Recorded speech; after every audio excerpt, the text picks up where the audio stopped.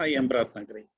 हमारा सर्वशक्तिमान प्रेम दयालु प्रभु, सुंदर अवसर के लिए फिर से धन्यवाद करते हैं प्रभु जी, एक बार और आपके चरणों में इस तरीके से एकत्रित होने के लिए आपने हमें मदद की, उसके लिए धन्यवाद करते हैं प्रभु। सुबह से लेकर हम सुन रहे थे आपकी उस महिमा के लिए, आपकी उस करुणा के लिए, आपकी उस दया के बारे में कि उस स्वर्ग के सारे महिमा को छोड़कर, उस रिचनेस को छोड़कर प्रभु आपने इस धरती पर उतराया ताकि हमारा उद्धार हो।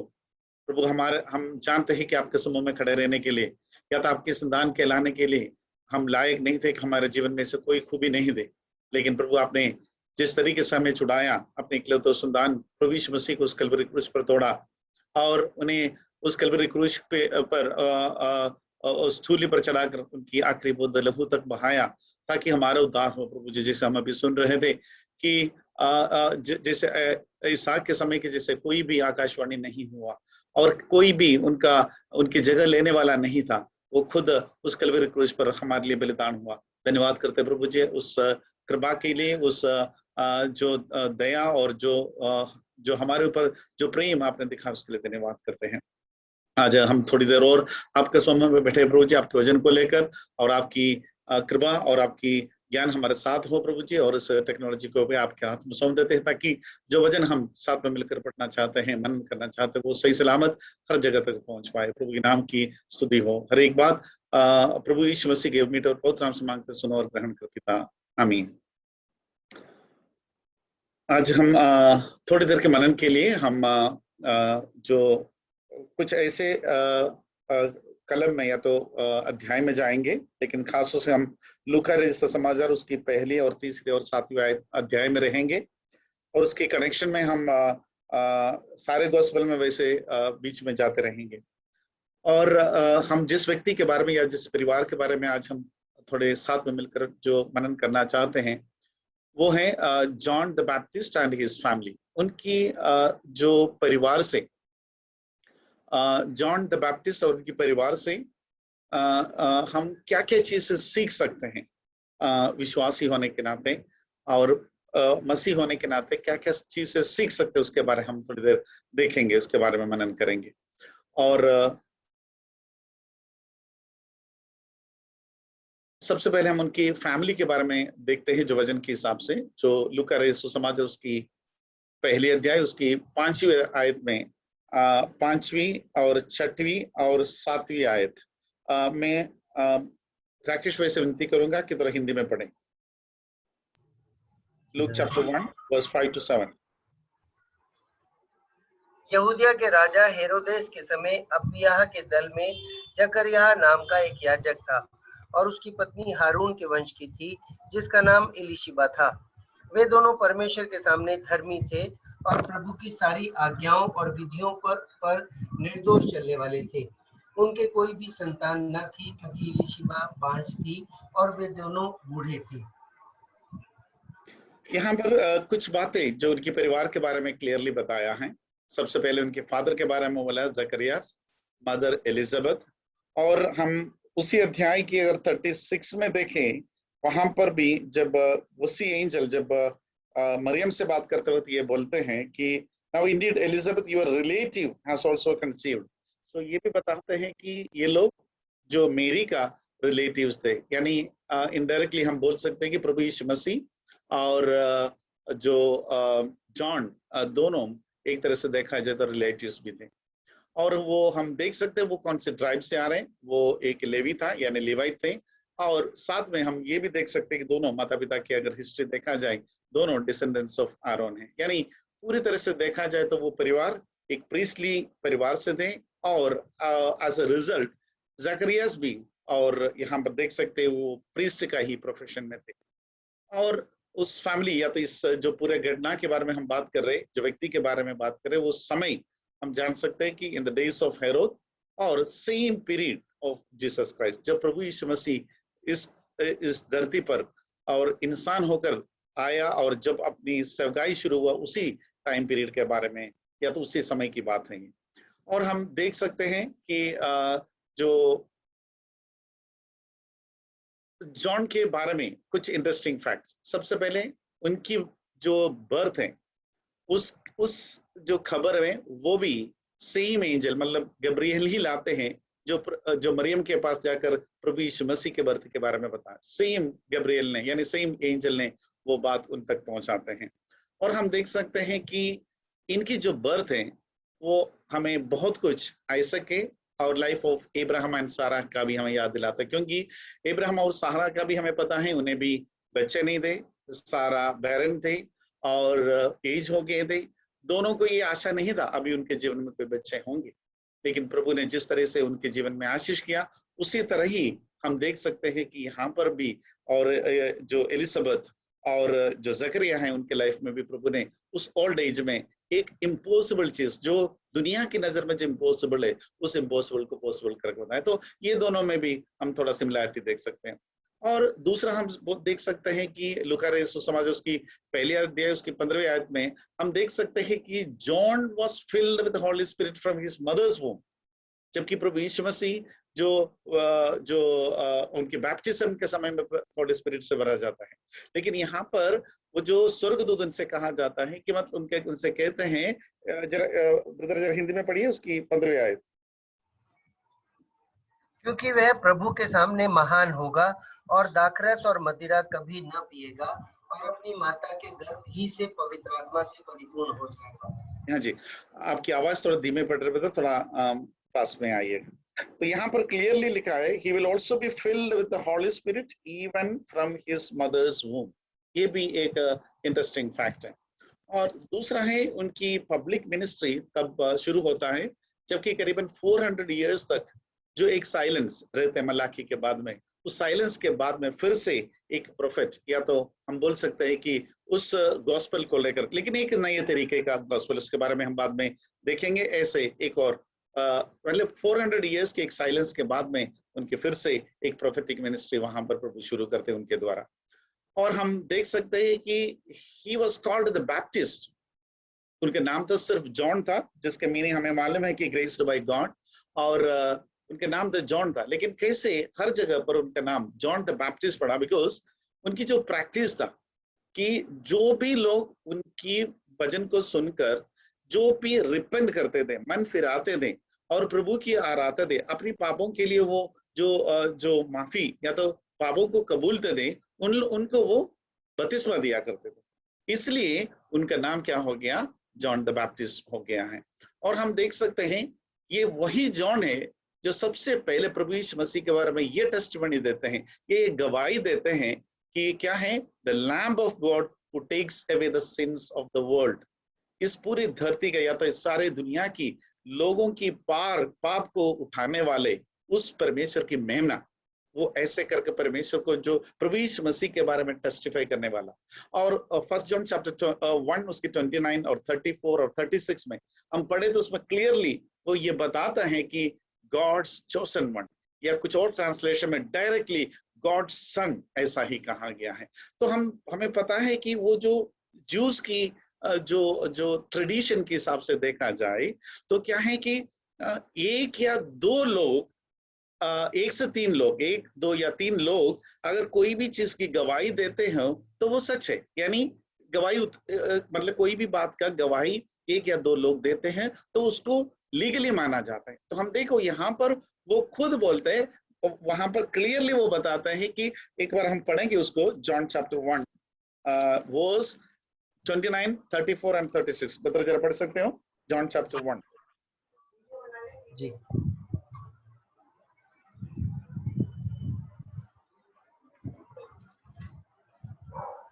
John chapter 1 29। दूसरे दिन उसने यीशु को अपनी ओर आते देखकर कहा, देखो यह परमेश्वर का मेमना है जो जगत का पाप उठा ले जाता है।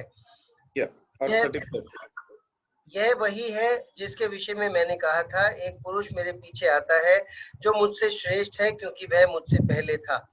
31 मैं तो उसे पहचानता न था, परंतु इसलिए कि मैं जल से बपतिस्मा देता हुआ आया कि वह इजराइल पर प्रकट हो जाए।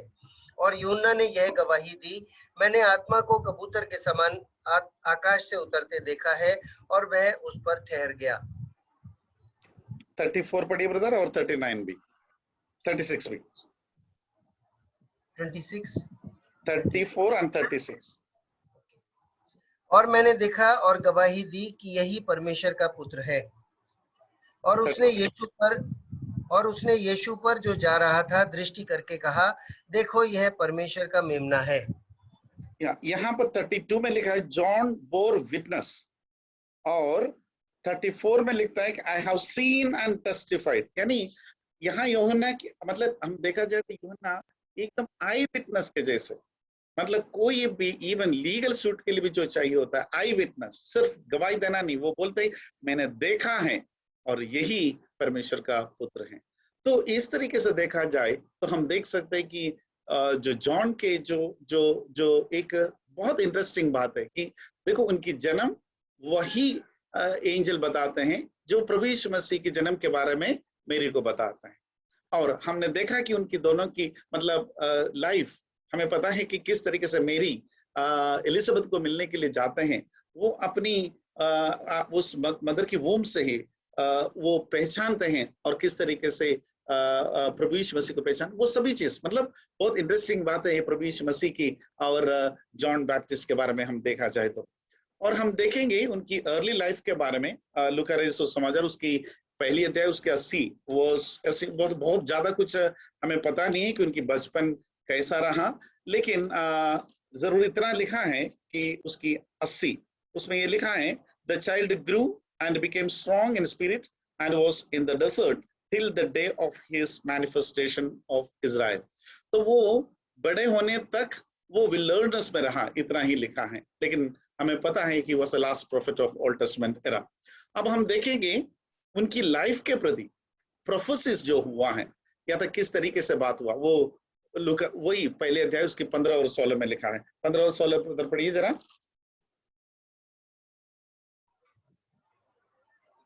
क्योंकि वह प्रभु के सामने महान होगा और दाखरस और मदिरा कभी न पिएगा और अपनी माता के गर्भ ही से पवित्र आत्मा से परिपूर्ण हो जाएगा और इजराइलियों में से बहुतेरों को उनके प्रभु परमेश्वर की ओर फेरेगा। अब देखिए हमें पता है कि सबसे पहले आयशा चैप्टर 40 और 3 to 5 में ये क्लियरली लिखा, जो उसकी कई जगह पर वो हम देख सकते हैं कि वॉइस फ्रॉम द विल्डरनेस, उस व्यक्ति के बारे में जो प्रभु यीशु मसीह के पहले इस धरती पर आकर उनके लिए रास्ता बनाने वाले उस व्यक्ति, ऐसे व्यक्ति का आगमन होगा, ये आयशा नबी बहुत साल पहले ही प्रोफेसी कर चुका था। लेकिन यहाँ पर जब गब्रिएल ने ये उनके जो जॉन के बर्थ के बारे में, उनका जीवन कैसे होने वाला है, क्या होगा, उसके बारे में जब उनके पिता से बात करते वो सीधा ये बोलते हैं, क्या बोलते हैं, he will be great in the sight of Lord. सबसे पहली बात है कोई भी एक बच्चा पैदा होने के पहले ही उनके बारे में ये भविष्यवाणी कि he will be great in the sight of the Lord. और फिर उनकी रहन सहन के बारे में पहले से ही बोलना कि वो he shall drink neither wine nor strong drink, वो क्या खाएगा पिएगा, उसका जीवन कैसा होगा, उसके बारे में भी पहले से एक पिक्चर सामने रखना। और फिर क्या बोला है, he will also be filled with the Holy Spirit, जब मैंने बोला even from his mother's womb, यानी उनकी मदर की उस गर्भ से लेकर ही वो पवित्र आत्मा से भरा हुआ होगा। और क्या बोला, he will turn many of the children of Israel to the Lord their God, जो अभी भड़के हुए और जो अपने आप में गर्व करते हुए कि हम परमेश्वर के परिवार से हैं, परमेश्वर के लोग हैं, हमें कोई और रिपेंडेंस का, हमें कोई और किसी तरह की सैल्वेशन का जरूरत नहीं है, ऐसे विश्वास कर जो अपनी हेरिटेज पर या अपने परिवार पर जो घमंड करते थे, और ऐसे लोगों को उन्होंने क्या, वो परमेश्वर की ओर लाएंगे। ये इतने सारे भविष्यवाणी उनके बारे में थे। और उनकी फैमिली के बारे में हम थोड़े और बातें, उसमें थोड़ी बातें जो हमने 6 और 7 में पढ़ा उसके बारे में देखेंगे। दोनों उनकी परिवार, उनकी पेरेंट्स के बारे में क्या कहा है, वो righteous in the sight of God, observing all the Lord's commandments and decrees blamelessly. उनके बारे में देखो, दोनों के बारे में क्या पढ़ा, दोनों कैसे थे, righteous in the sight of God, परमेश्वर के समूह में। हिंदी में जरा पढ़िए ब्रदर एक बार और उसको, 7वीं उसकी 6वीं आयत। वे दोनों परमेश्वर के सामने धर्मी थे और प्रभु की सारी आज्ञाओं और विधियों पर निर्दोष थे। उनसे कोई प्रभु की सारी आज्ञाओं और विधियों पर बिना गलती, यानी कभी उसको गलत ना हो उस तरह से चलते रहते थे और वो धर्मी थे। लेकिन उस परिवार में एक समस्या भी था। वो समस्या यही था, दे वर चाइल्डलेस। उन लोगों के कोई बच्चे नहीं थे। और एलिजाबेथ एक बैरन थे और दोनों क्या था, बुढ़े भी हो चुके थे। तो अभी वहां पर कोई पॉसिबिलिटीज ही नहीं कि किसी भी तरह का कि उनके जीवन में कुछ और खुशियां आएंगे। इसलिए वो लोग कैसे दे, डिस्ट्रेस्ड दें। और हमें पता है कि उस जमाने में जो भी विमेन जिसके बच्चे नहीं हो सकते थे, उनको समाज कुछ और बहुत अलग दिन से देखा जाता था। हमें पता है कि हन्ना के बारे में हम देख सकते हैं, सारा के बारे में देख सकते हैं, वो सभी इस समय को देख चुका है। यानी अगर वो खुद गर्भवती नहीं हो सकता तो उसके लिए वो बहुत बड़ा एक डिसऑनर हो जाता है। तो उस डिसऑनर की वजह से वो बहुत ऑलरेडी समाज के सामने अपने आप को दिखाने लायक नहीं रहते। वो अपने आप में रहते, ऐसे कंडीशन में थे। मतलब वो दुखी परिवार थे, लेकिन एक बात था कि वो लोग प्रेयर में कंटिन्यू करते थे और फाइनली उनकी प्रार्थना को प्रभु सुनते हैं। तो हम यहाँ पर हमारे जीवन में अगर हम एक एप्लीकेशन के रूप में देखा जाए तो कि परीक्षाएं, तकलीफें, मुश्किलें हमारे जीवन में होते रहेंगे। कि भले हम प्रभु के समूह में राइचस होगा और हम हर एक रीति से प्रभु के समूह में एक भला जीवन है या तो एक राइचस लाइफ जी रहे होंगे, लेकिन इसका मतलब ये गारंटी नहीं है हमारे जीवन में किसी तरह की तकलीफें नहीं होंगे। यहाँ पर भी उनके जीवन मतलब दोनों राइचस थे और सारे कमांडमेंट्स और डिक्रीज को एकदम परमेश्वर के समूह में एक अच्छी तरह से फॉलो करते थे।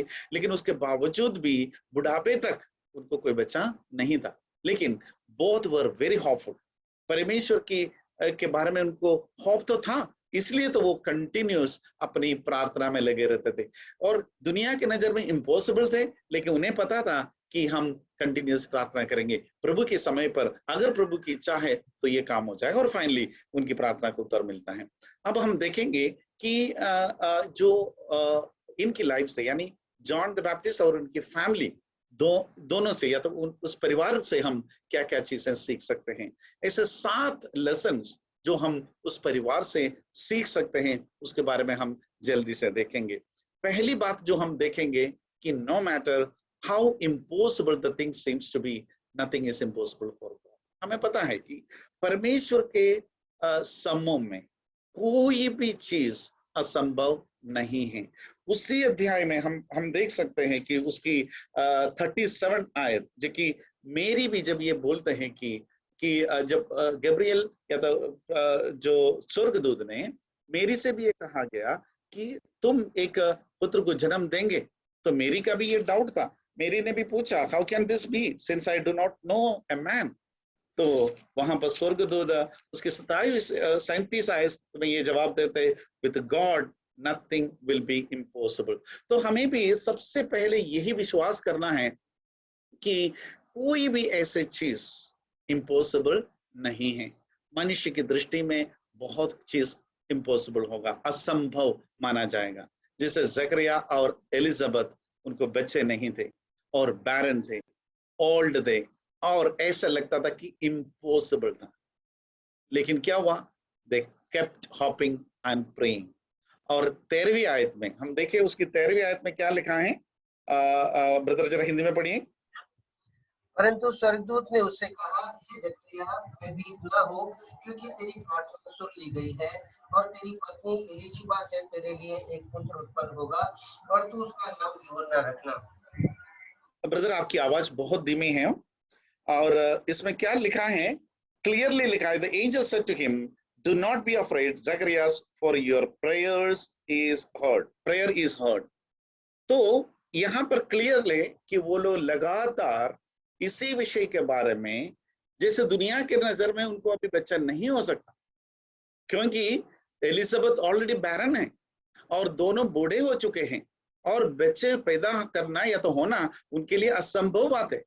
लेकिन यहाँ पर बोला है कि आपकी प्रार्थना सुना है, प्रभु ने आपकी प्रार्थना सुना है। इसका मतलब वो लोग वो होप या एक वो प्रार्थना में कभी कमी नहीं रखते थे, वो कंटिन्यू रखते थे। सो ये बहुत बड़ा एक लेसन है जो हमारे लिए, never doubt our Lord's ability, authority and willingness when it comes to his plan, purpose and time. उनकी एबिलिटी पर, उनकी अधिकारों पर, उनकी इच्छाओं पर कभी भी किसी भी तरह की शंका या किसी तरह की डाउट करने की जरूरत नहीं है, क्योंकि उनकी प्लान उनका है और उनकी जो पर्पस है हर एक व्यक्ति के प्रति, वो पर्पस क्लियर है और उनकी टाइम भी एकदम परफेक्ट है। कुछ दिन पहले हम लेस्ली ब्रदर से ये सुन रहे थे, नथिंग हैपेंस एक्सीडेंटली, कोई भी चीज ऐसे एक्सीडेंटली नहीं होता है। मनुष्य के लिए वो एक्सीडेंटली होगा, लेकिन परमेश्वर की प्लान वो एकदम क्लियर है। उनके पास प्लान ABC नहीं होता है। मनुष्य बनाते हैं, कॉर्पोरेट्स बनाते हैं प्लान, ये नहीं चला तो B चलेंगे, B नहीं चला तो C चलेंगे, लेकिन परमेश्वर की प्लान एकदम पक्का है और एकदम क्लियर है और वो अपनी पर्पस के हिसाब से जो प्लान बनाते हैं और वो अपने समय पर उसको एग्जीक्यूट करते हैं। इसके लिए हम सभी लोग हमारे जीवन में देखें किस तरीके से हम इसको अनुभव किया है। कई बार हम भी डाउट करते हैं कि डाउट करना मतलब हम उसके बारे में भी देखेंगे बाद में। तो मतलब कई बार हमारे जीवन में ये क्वेश्चन आते हैं कि ये कैसे संभव होगा, ये तो पॉसिबल ही नहीं है, ऐसे कई बार सोचेंगे। लेकिन हमें पता है कि जो प्रभु के वचन है, विश्वास के साथ जो भी मांगा जाएगा वो दिया जाएगा। जो पहले अगर उनकी राज्य को और उनकी उस महिमा को हम देखते हैं तो उसके साथ सब कुछ मिलने वाला है। और इसलिए हमें मतलब ऐसे कितनी प्रॉमिसेस हम देख सकते, पूरे बाइबल में देखा जाए तो ऐसे कई जगह पर हम देख सकते हैं कि किस तरीके से उसने प्रॉमिस किया है कि उनकी प्रोविजंस, उनकी एबिलिटी, उनकी अथॉरिटी, उनकी विलिंगनेस कभी भी बदलने वाला नहीं है। वो हमेशा और उनकी प्लान के हिसाब से, उनकी पर्पस के हिसाब से, उनके समय से वो करते ही रहेंगे। तो वो जो एक विश्वास है हर एक विश्वासी के जीवन में होना चाहिए और जो मजबूती, जो ट्रस्ट है वो होना और लगातार उसके लिए प्रार्थना करते रहना। हमने पिछले दिनों में भी नेहमिया के बारे में सुन रहे थे, वो लगातार प्रार्थना करता रहा कि वो उस राजा के पास पहुंचने के पहले भी वो लगातार प्रार्थना में लगा रहा। करीबन 4 महीने तक वो प्रार्थना में लगा रहा कि किस तरीके से मुझे ये बात को प्रसन्न करना है, या तो कब प्रसन्न करना है, या कैसे वो राजा रिएक्ट करेंगे, कुछ भी उन्हें पता नहीं। लेकिन वो आखिर उसने प्रार्थना ये करके कि आज का दिन वो मुझे वो दिखा दे। तो हमें पता है कि कोई भी जरूरत हो, कोई भी इम्पॉसिबल बात हो, वो इम्पॉसिबल जो है वो सिर्फ मनुष्य के लिए और परमेश्वर के लिए नहीं है। तो कोई भी समस्या हो, कोई भी ऐसे बात हो, लगातार अपना विश्वास और उनके ऊपर जो ट्रस्ट है वो बनाए रखे और प्रार्थना में लगे रहे। वो अपने समय पर सब कुछ अपने प्लान के हिसाब से, योजना के हिसाब से दिया जाएगा। और हम दूसरी जो लेसन हम उनकी जो लाइफ से देख सकते हैं, know that God has no grand children.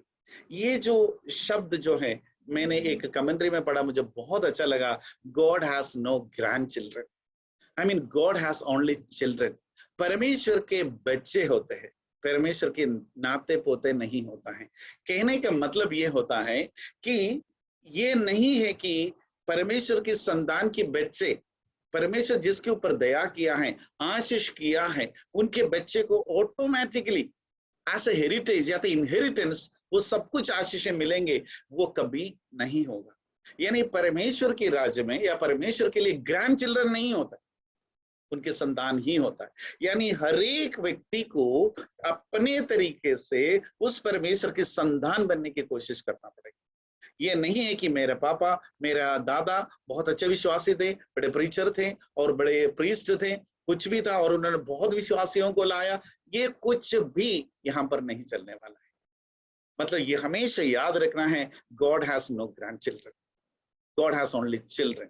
इसलिए ये कभी भी कोई भी ये ना सोचे कि हमारे परिवार, अब ये जॉन वहां पर हम उसकी तीसरी अध्याय लूका सुसमाचार उसकी तीसरी अध्याय उसकी 8वीं आयत को हम पढ़ेंगे।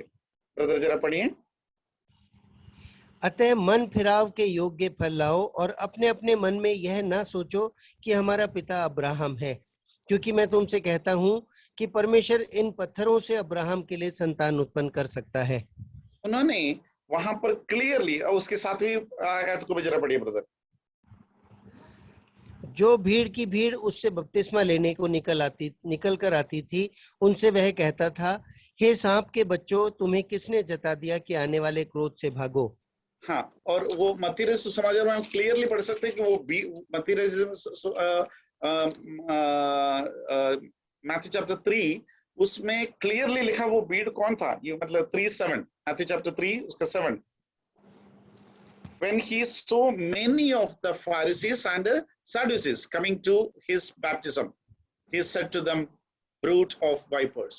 So यहाँ पर हम देख सकते हैं क्योंकि उनके मन में पहले से क्या था कि हम लोग क्या है, अब्राहम की संतति है, और हमारे को ये कोई चीज नया कोई गॉस्पेल सुनने की जरूरत नहीं। हम पहले से लेकर उस परिवार में जन्म हुए हुए, और उस परिवार के पीछे की मतलब उनकी उस परंपरा के हैं कि हमें और नया किसी की जरूरत नहीं है। हमें बहुत ज्ञान है, हम तो वो सारे रिचुअल्स करते आया, ये सब कुछ है, लेकिन ये कोई हेरिटेज की बात नहीं है। कोई भी ग्रैंड चिल्ड्रन परमेश्वर के लिए है ही नहीं। वहां पर जॉन एकदम क्लियरली बोला है कि क्या करना पड़ेगा, वो रिपेंडेंस ही काम आएगा। उन्होंने सभी को बताया, तुम्हारे परिवार जो भी हो, कुल जो भी हो, माता पिता कोई भी हो, कुछ भी हो, लेकिन तुम्हें परमेश्वर के संतान बनना पड़ेगा।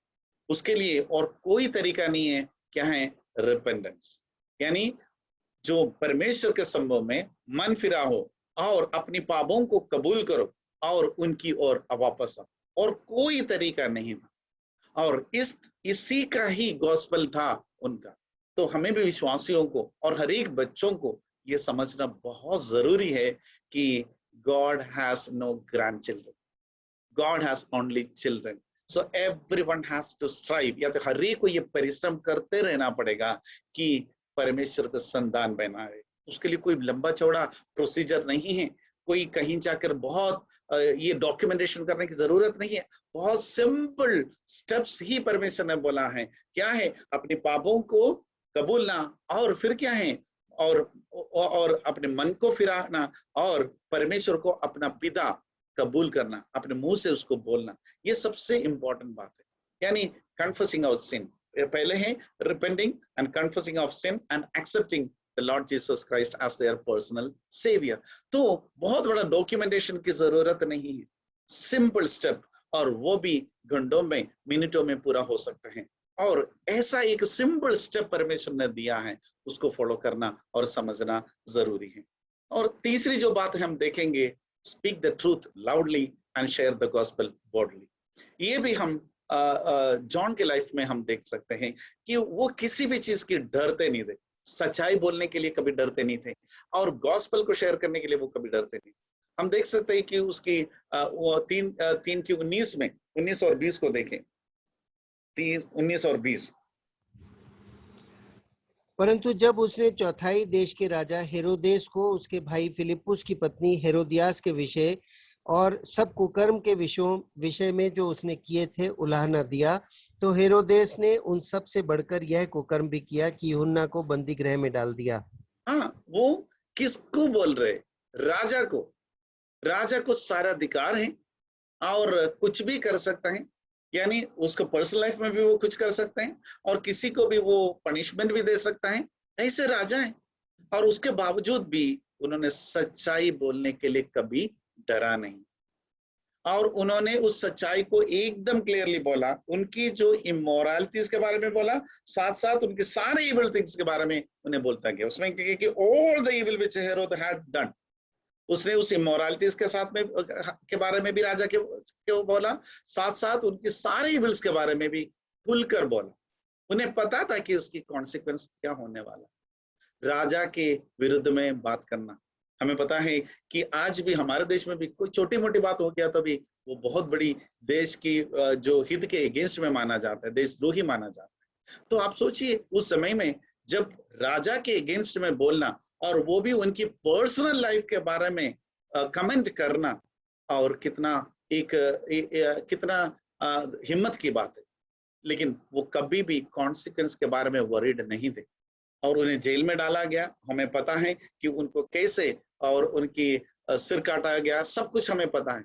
उन्हें पता था कि इस तरह की पनिशमेंट होने वाला है, कॉन्सिक्वेंसेस होने वाला, लेकिन वो कभी भी सच बोलने के लिए डरते नहीं थे। और साथ साथ हमने देखा, जैसे अभी हमने देखा कि फारिसियों से, सदूसियों से वो कोई भी गॉस्पेल को एकदम क्लियरली बोलते थे। तुम कभी भी ये अगर बोल के घूमोगे कि तुम अब्राहम की संतति है, तुम्हारे जीवन में कोई बदलावट नहीं आने वाला, तुम परमेश्वर के समूह में नहीं जा सकते। तुम्हें क्या करना पड़ेगा? तुम्हें मन फिराना पड़ेगा, पापों को कबूलना होगा और प्रभु की ओर देखना पड़ेगा, और तुम्हें उस उद्धार को पाना पड़ेगा। ये जो सच्चाई है उसको वो खुले आम बोल्डली बोलते थे। हमें पता है उस समय में किस तरीके से सदूसीस और फारिसीस की पावर क्या था, और वो किस तरीके से समाज को कंट्रोल करते थे। और उस कंट्रोल करने वाले लोगों के बारे में या तो उनकी अगेंस्ट में बोलना कोई छोटी मोटी बात नहीं। लेकिन यहाँ पर हम जो देख सकते हैं कि जॉन कभी भी सच्चाई बोलने में या जो इस सुसमाचार को बांटने में कहीं पर भी किसी भी तरह की डर दिखाया नहीं। उन्हें पता था कि किस तरीके की कॉन्सिक्वेंसेस होने वाले हैं, लेकिन वो कॉन्सिक्वेंस की डर की वजह से वो कभी भी सच को नहीं छुपाया या सच के सामने कभी चुप नहीं रहा, या वो जो गॉस्पेल बांटने की जो मौका मिलते थे जिससे भी वो कभी भी बांटने में चुकते नहीं थे। हमें पता है व्यक्तिगत जीवन में हम देखा जाए तो हमें अपनी बॉस के बारे में कोई भी चीज गलत दिखाना, ये कि आप गलत हैं, ये मतलब हमें पता होगा कि वो 100% गलत है, कि वो जो बोल रहे वो गलत है, जो स्टेटमेंट वो किया वो गलत है, हमें पता है। लेकिन उसके बावजूद भी हमारे में ये हिम्मत नहीं होता है कि बॉस के सामने खड़े होकर ये बोले कि मतलब आप गलत किया, ये आपने गलत बोला। कितने लोगों में ये हिम्मत है? या तो ऐसे लोगों के साथ में जो गॉस्पेल शेयर करना वो इतनी छोटी बात नहीं है, बहुत हिम्मत चाहिए उसमें, किसी के सामने गॉस्पेल बोल्डली बोलना, सच को लाउडली बोलना। लेकिन यहाँ पर हम देख सकते हैं कि जॉन इन बातों में कहीं पर भी किसी भी तरह का डर नहीं दिखाते थे। उनके लिए जो पर्पस के लिए, क्योंकि उनके जन्म से पहले उनको जिस पर्पस के लिए वो जन्म दिया, वो जीवन दिया है, उसके बारे में जॉन को बहुत क्लियर था, क्योंकि उनके बारे में सालों पहले आयशा नबी ने बोल चुका था कि क्या आने वाला है, वो क्या करने वाला है। सो उनके जन्म से पहले ही उनकी लाइफ के जो पर्पसेस है उनके बारे में क्लियरली बताया गया था। और अगली बात हम देखेंगे, जो चौथी बात, a simple life with God is a joy. बहुत बड़े बड़े ऐश और आराम की जीवन की जरूरत नहीं है। उनके जीवन के बारे में हम देख सकते कितना सरल जीवन था। मैथ्यू चैप्टर 3 उसके वो वर्स 4 उसमें क्या लिखा उनके जीवन के बारे में, देख सकते कितना सिंपल लाइफ था उनका। 3:4 यह यूहन्ना ऊन के रोम का वस्त्र पहने था और अपनी कमर में चमड़े का कटिबंध बांधे हुए था। उसका भोजन टिड्डियां और वन मधु था। कितना सिंपल, मतलब ए वेल सेटिस्फाइड लाइफ। जो कुछ उनके पास है उसमें संतुष्ट रहना, जो आज किसी मनुष्य के लिए संभव नहीं हो रहा। कि वो हमेशा ये सोचते हैं कि मैं ये मेरा 10 को 100 कैसे करूं, 100 को 1000 कैसे करूं, 1000 को कैसे मैं लाख करूं, लाख को कैसे करोड़ करूं। और जो सुविधाएं मेरे घर में उसको प्रतिदिन कैसे उसको मैं और अच्छा करता जाऊं, और कैसे मेरे हर एक और कैसे लग्जरियस बनाऊं, और मेरे बिजनेस को कैसे और बढ़ाऊं, मेरे इन्फ्लुएंस को कैसे आगे बढ़ाऊं। ये है, यानी कभी भी जो चीज हमारे पास है उससे संतुष्ट नहीं होता। ये मनुष्य की एक कॉमन कैरेक्टर। और यहाँ पर देख सकते हैं कि इनकी लाइफ कितना सिंपल था। कोई परमानेंट घर नहीं था उनका, कोई लग्जरियस फूड नहीं खाते थे, और कोई एक्सपेंसिव क्लोथ्स नहीं थे। क्या लिखा है? जो कि कैमल की हेयर से बना हुआ क्लोथ्स। खाने में क्या था? लोकस्टस एंड हनी, बिल्कुल एलिजा के जैसे। तो अब देखा जाए तो कैसा सिंपल लाइफ था। उसके बावजूद भी प्रभु ने उनके बारे में क्या कहा है? Among those born of women, there is no one greater than John. तो यानी एक सिंपल लाइफ परमेश्वर के संग हो तो वही सबसे बड़ी खुशी है, वही सबसे बड़ा सेटिस्फैक्शन है। अगर वो लाइफ परमेश्वर के संग नहीं है, वो लाइफ में हमेशा क्या है? एक डिससैटिस्फैक्शन, डिसकंटेंटेड, और क्या था? कंप्लेंट्स और नथिंग, और कुछ भी नहीं होगा। कितना भी सुविधा मिले उसमें भी कंप्लेन होगा, कितना भी इनकम होए कमियां ही दिखेगा, घर में कितना भी चीज हो, कितना भी कपड़ा अपनी वार्डरोब में हो, लेकिन हमें लगेगा कपड़ा और नहीं है, और अभी नया यहाँ जाना है, ये लेना है, वो लेना है। लेकिन प्रभु यहाँ पर क्या कहते हैं कि among those born of women there is no one greater than John. जो स्त्रियों से जन्म लिया उनमें से जॉन से बढ़कर और कोई भी नहीं है। तो उनका घर का कितना बड़ा घर था, उनका कपड़ा पहनने का ढंग क्या था, उनका खाना पीने का ढंग क्या था, किन लोगों के साथ रहते थे, कहाँ रहते थे, कोई मायना नहीं रखते हैं।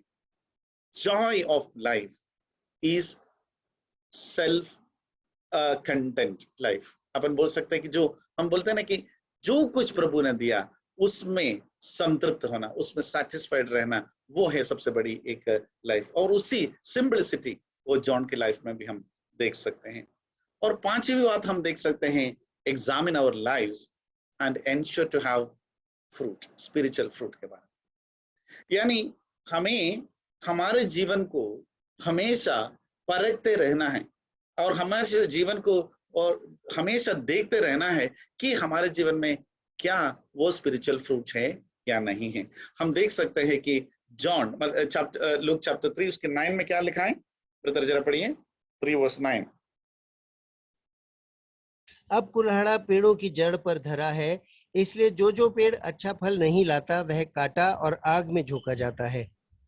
वहां पर जॉन क्लियरली उसी वो जो अपने आप को अब्राहम की संतति कहने वाले लोगों को सामने उनको ही कहा, क्या है, कुल्हाड़ी उन पेड़ों के नीचे रखा हुआ है कि जो भी पेड़ फल नहीं लाते हैं उसको काटा जाएगा और आग में फेंक दिया जाएगा। हमारे जीवन में काटना और आग में फेंकना, कि हम बोलते हैं ना साल्वेशन इज नेवर लॉस्ट, यानी वो कभी उद्धार कभी खो नहीं जाते। लेकिन जो बात यहाँ पर क्लियरली हमें बताता है कि एक विश्वासी के जीवन में स्पिरिचुअल फ्रूट होना अनिवार्य है। गैलेशियंस चैप्टर 5 उसकी 22 से 22 और 23 में जो स्पिरिचुअल फ्रूट्स के बारे में बताया, राइट साइड में वो पिक्चर में आप देख सकते हैं, love, joy, peace, patience, kindness, generosity, faithfulness, gentleness, self control, ये सारे उस स्पिरिचुअल फ्रूट में आते हैं। तो हमें सदैव ये एग्जामिन करते रहना है हमारे जीवन में उस आत्मीय फल जो प्रभु हमसे चाहता है, प्रभु हर एक विश्वासी से जो चाहते हैं वो है या नहीं। ये एक इंपॉर्टेंट बात है। और प्रभु चाहते हैं कि हर एक में सिर्फ फ्रूट नहीं, गुड फ्रूट ही हो, अच्छे फल होने चाहिए। सिर्फ फल होने से नहीं होता है, अच्छे फल होना चाहिए। और इसलिए हमें अपने आप को इवैल्यूएट करते रहना है। हम कौन से परिवार से आया, हमारा माता पिता कौन था,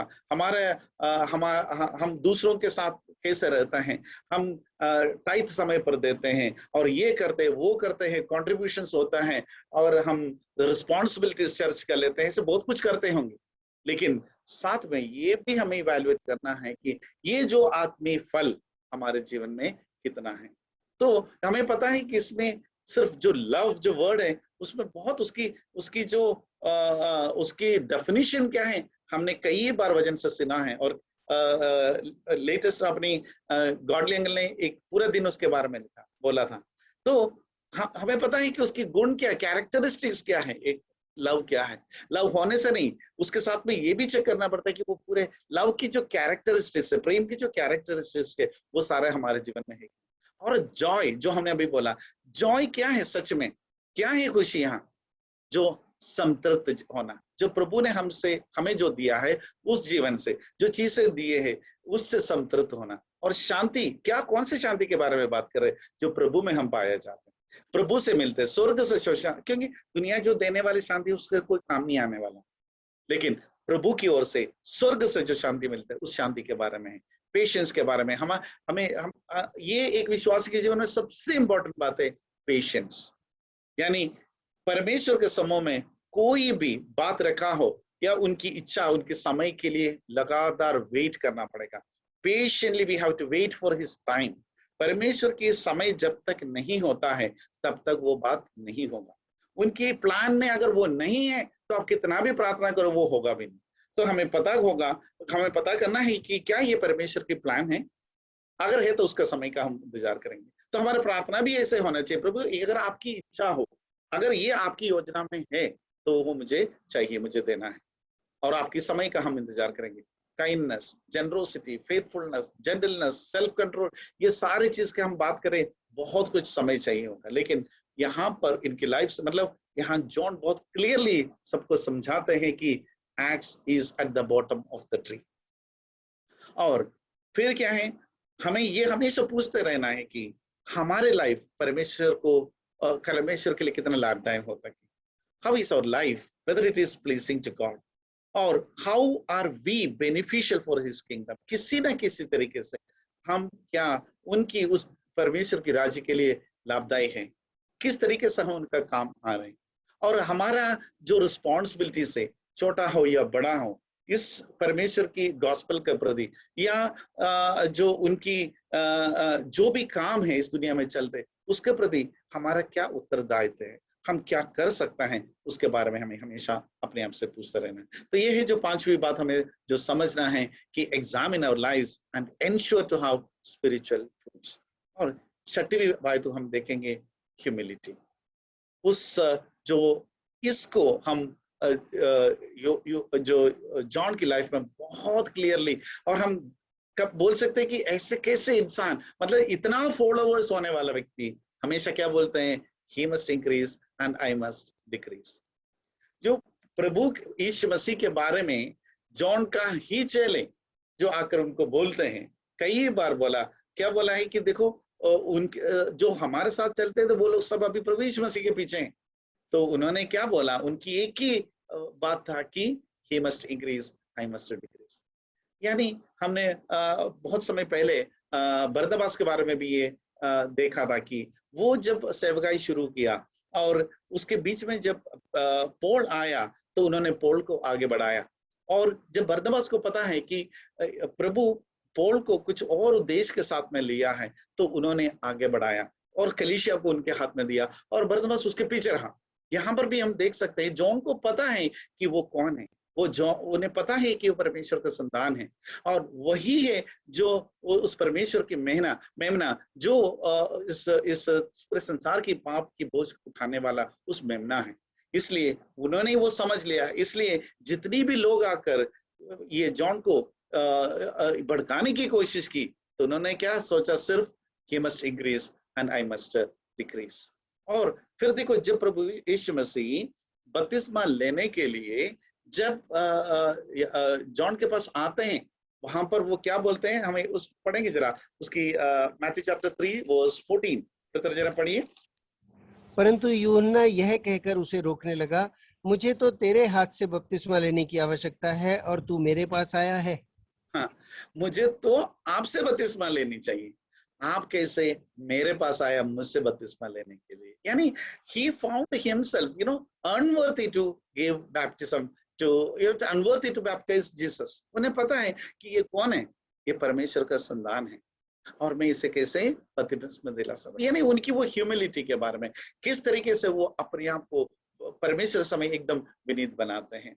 और फिर वो हमेशा यही बोलते रहते थे, क्या बोला था कि one mightier than I is coming, मेरे से भी ताकतवर एक आ रहे हैं जिसकी जूतों का वो स्ट्रैप खोलने के लिए भी मैं वर्दी नहीं हूं। मतलब इस तरीके से अपने आप को इतना छोटा समझना, इतना छोटा रखना, वो कैसे संभव था। जब हम देखें आजकल लोग क्राउड को देखते हैं कि मेरे पीछे कितने लोग हैं, मेरे बात मानने वाले कितने लोग हैं, मेरे कितने फॉलोवर्स हैं, मेरे कितने डिसाइपल्स हैं और मेरे अंडर कितने लोग काम करते हैं। सभी लोग वो देखते हैं कि वो एक प्राउड मोमेंट होता है उनके लिए, ऐसे सोचना कि मेरे इतने फॉलोवर्स है या तो मेरे अंडर में इतने लोग काम करते हैं। लेकिन कभी हमें हर एक व्यक्ति को ये समझना चाहिए, जो भी जगह पर हमें रखा गया है, जो भी चीजें प्रभु ने हमें दिया है, भले वो घर हो या परिवार हो, बच्चों की जो बच्चों को जिस तरह से प्रभु ने सेटल किया हो, या हमारे जॉब हो, हमारे पोजीशन हो, हमारे पावर हो, जो भी हो, it's purely gift from God and the grace of God. इसमें हमारा कोई योगदान नहीं है। और ये प्रभु की ओर से मिला हुआ एक गिफ्ट है। इसके लिए हमें उनके समूह में और एकदम अपने आप को प्रभु के समूह में समर्पित करते हुए उनकी इच्छा के लिए जीना जरूरी है। और कभी भी प्रभु से बढ़कर कोई भी चीज को कोई जगह देना भी नहीं। मतलब सबसे प्रायोरिटी जो है, और जो जब ये प्रभु के संबंध की बातें होता है उसमें कभी भी किसी तरह की लापरवाही नहीं हो। छोटे हो बड़े हो, जो भी जिम्मेदारी आपके हाथ में देते हैं, और वो कलीसिया की तरफ से जो जिम्मेदारी हो, या जो गॉस्पेल के प्रति जो जिम्मेदारी हो, या किसी के लिए कुछ मदद करने की जिम्मेदारी हो, वो सब ये समझना पड़ेगा this is actually A commandment, या तो ये परमेश्वर की ओर से मुझे दिया हुआ एक जिम्मेदारी, इसको मुझे करना है। और जहां तक मुझे ये पोजीशन में रहना है, ये पोजीशन में मुझे कुछ समय के लिए रखा गया। इस समय में रहकर मुझे सिर्फ और सिर्फ वो जो मेरी जिम्मेदारी है उसी को ही पूरा करना है। इसमें मुझे प्राउड फील करने की कुछ है ही नहीं, कोई अहंकार करने की कोई चीज मेरे अंदर है ही नहीं, क्योंकि ये सारी चीज प्रभु की ओर से मिला हुआ एक वरदान है। इस चीज को समझना बहुत जरूरी है। और हम आखिरी बात को देखेंगे, और ये 7वीं आयत है, सीकिंग क्लैरिटी और sign from God is not a doubting God's power, और नॉट ऑलवेज डाउटिंग। ठीक है, कि अगर कोई क्लैरिटी हम मांगना, अगर और या कोई और परमेश्वर से कुछ क्लैरिटी मांगते हैं, कोई साइन मांगते हैं, तो वो हमेशा ये नहीं बोल सकते कि वो डाउट करना होता है। हम देख सकते हैं जकरिया भी, जब एंजल उनसे कहा, कि जकरिया ने भी ये एक प्रश्न उठाया, how shell I know this, for I am an old man and my wife is well advanced in years. जब जकरिया से ये स्वर्गदूत ने बोला कि तुम्हारा एक बेटा होगा जिसका नाम आपको जॉन रखना है, तो जकरिया को भी ये डाउट हुआ। उन्होंने बोला कि how shell I know this, मतलब मुझे ये कैसे पता है कि तुम स्वर्गदूत हो, ये परमेश्वर की ओर से ये वाणी मेरे पास आ रही, क्योंकि मैं तो एक बूढ़ा इंसान हूँ और मेरी वाइफ भी इतनी बूढ़ी हो चुकी है, और मैं कैसे मानूं इस चीज को। और हमें पता है यही प्रश्न है जो मेरी ने भी पूछा। और ये सिर्फ जकरिया नहीं, हमें पता है कि पूरी बाइबल में हम देख सकते हैं कि कितने ऐसे लोग हैं जो कि परमेश्वर की बातों को एकदम उसको थोड़ा सा डाउट या तो साइन के रूप में तो फिर से पूछा। वो भले मोसेस हो, वो गिडियोन हो, या ऐसे हम देख सकते हैं कि कई लोग, इवन हम देख सकते हैं कि सारा ने अंदर बैठकर मुस्कुराए ये बात सुनकर, वो क्लियरली डाउट किया कि, लेकिन हम देख सकते हैं मोसेस हो या गिडियोन हो, वो कुछ साइन मांगा ताकि ये सच में पता हो कि हाँ ये परमेश्वर की ओर से वाणी है। तो हमेशा कुछ क्लैरिटी, कुछ साइन प्रभु से मांगना, वो हमेशा हम उसको डाउट के रूप में नहीं देखा जा सकते हैं। और यहाँ पर जॉन खुद भी जब वो प्रिसन में थे, हमें पता है कि वो हेरोद के अगेंस्ट में बोलने की वजह से उन्हें क्या किया गया, उन्हें जेल में डाला। तो वो जब जेल में थे तो वो सुन तो रहे थे कि प्रभु यीशु मसीह किस तरीके से बाहर काम कर रहे हैं। तो शायद वो वहां पर लंबे समय से प्रभु से नहीं मिला है, डायरेक्टली कोई कम्युनिकेशन नहीं हुआ है, जिसकी वजह से हो सकता है कि उन्होंने भी अपने डिसाइपल को उनके पास भेज कर ये पूछा, are you the coming one or do we look for another. उन्होंने भी एक बार प्रभु यीशु मसीह के पास भेजा, किसी को भेजा और पूछा कि आप वही है जो आने वाले हैं, या हम किसी और के लिए इंतजार करना है। हम उस बात को जरा पढ़ेंगे। ब्रदर जरा देखें लूक चैप्टर 7 उसकी 19। 7:19। या तब यूहन्ना ने अपने चेलों में से 2 को बुलाकर प्रभु के पास यह पूछने के लिए भेजा, क्या आने वाला तू ही है या हम किसी और की बाट देखें? और उसकी 22 और 23 को पढ़िए, जो प्रभु की वहां पर जवाब किया था। और उसने उनसे कहा, जो कुछ तुमने देखा और सुना है जाकर यूहन्ना से कह दो कि अंधे देखते हैं, लंगड़े चलते फिरते हैं, कोढ़ी शुद्ध किए जाते हैं, बहरे सुनते हैं, मुर्दे जिलाए जाते हैं और कंगालों को सुसमाचार सुनाया जाता है। तो वहां पर उन्होंने कोई क्लियरली जवाब ये नहीं दे रहे, पर उन्होंने एकदम और उनको ये एक इंडिकेशन तो दे दिया है, तुमने जो पूछा उसका प्रश्न तुम खुद देख सकते हो। अब देखिए, और हम मेरी के बारे में भी देख सकते हैं। उन्होंने भी क्या किया है कि जब मेरी से भी ये बात किया तो मैंने भी ये पूछा, how can this be since I do not know a man. यानी कहीं ऐसे बात हम वो थॉमस के बारे में देख सकते हैं। उन्होंने भी जब प्रभु यीशु मसीह वापस जी उठाए ऐसे बोला, तो उन्होंने ये बोला कि मैं जब तक ये प्रूफ नहीं मुझे मुझे नहीं मिलेगा मैं विश्वास नहीं करूँ। मतलब ऐसे कई लोग, मतलब बहुत परमेश्वर के संग चलने वाले, साथ चलने वाले और बहुत करीब से जानने वाले कई लोग भी डाउट किया है, कई बार कुछ चिन्ह मांगा है कि ये तू ही बोल रहे हैं। तो ऐसे बात को हमेशा हम उसको डाउट के रूप में नहीं दे सकते, क्योंकि उसका रीजन क्या है? It is normal to have questions और doubt at some point of time. After all we all are mere human beings. हम सब कौन है? इंसान हैं। मनुष्य होने के नाते मनुष्य के अंदर ये कमजोरी तो रहता है, कई बार ये क्वेश्चंस उठते हैं, ये होगा या नहीं होगा, ये सच में परमेश्वर की ओर से है या नहीं है। लेकिन सबसे इंपॉर्टेंट बात क्या है? ऐसे प्रश्न जब हमारे मन में आता है, be careful not to let those thoughts control you और योर स्पिरिचुअल लाइफ। वो जो प्रश्न हमारे मन में जो उठेंगे, कुछ ऐसे डाउट या शंका के रूप में आएंगे, प्रभु से हमेशा हम पूछ सकते हैं, मांग सकते हैं और क्लैरिटी ले सकते हैं। और हमारे जीवन में कोई ऐसे वजन के प्रति कोई डाउट हो, उसको जो हमसे ज्यादा जानते हैं उनके पास जाएं, उनसे पूछे, मैंने ऐसे देखा, ऐसे एक वचन में लिखा हुआ, मैंने ऐसे रीड किया है, इसका क्या बात है? यहाँ पर मुझे थोड़ा कंट्रोवर्सी नजर आ रहा है, ये मुझे लगता है कि ये यहाँ पर ऐसा बोला है, यहाँ पर ऐसा बोला है, क्यों ऐसा होता है? तो शायद हम उसको उसकी रेफरेंस को कनेक्ट करके पढ़ नहीं पा रहे, इसलिए हम उसको डाउट कर लेते हैं, या तो हमें लगता है ये क्यों कॉन्ट्रडिक्टिंग स्टेटमेंट्स है। लेकिन परमेश्वर के वचन सच्चा है, उसमें कोई ऐसी चीज नहीं है जो एक दूसरे से कॉन्ट्रडिक्ट करते हैं। तो परमेश्वर की प्रेम, उनकी जो जो जो जो करुणा है और उनकी जो प्लान है, उनकी जो प्रोविजंस है, ये कभी भी कोई भी तरह से डाउट करने वाली चीज नहीं है। लेकिन हाँ, हमने जैसे बोला कि सिर्फ इंसान होने के नाते, मनुष्य होने के नाते वो सारी कमजोरियां हर एक में होता है, लेकिन उस डाउट को हमेशा प्रभु के समूह में रहकर क्लैरिटी मांगते हुए जीवन को आगे बढ़ाना है, यही प्रभु हमसे चाहते। तो आज हमने इनकी जो जो जॉन की और उनके परिवार की लाइफ से हमने ये 7 चीजों को सीखा, समझा कि सबसे बड़ी बात यही है, निडर होकर परमेश्वर के समूह में बिना कोई शंका के साथ में आगे बढ़ते रहना है। सच बोलने के लिए या गॉस्पेल बोलने के लिए कभी भी कोई डरने की जरूरत नहीं है। और परमेश्वर के समूह में इम्पॉसिबल ऐसा कोई शब्द है ही नहीं। मनुष्य की नजर में होगा, लेकिन परमेश्वर के समूह में ऐसा कोई शब्द नहीं है, ऐसा कोई बात नहीं है जो असंभव है। तो कोई भी ऐसे बात हो, कोई भी ऐसे लगता है हमें कि यह असंभव है, लेकिन हमेशा ये याद रखना है, असंभव सिर्फ मेरे लिए, असंभव सिर्फ दुनिया के लिए, परमेश्वर के लिए सब कुछ संभव होगा। इसलिए आने वाले दिनों में प्रभु इन वचनों के द्वारा हमें आगे बढ़ाएं, विश्वास में आगे बढ़ाएं। प्रभु के नाम की महिमा हो।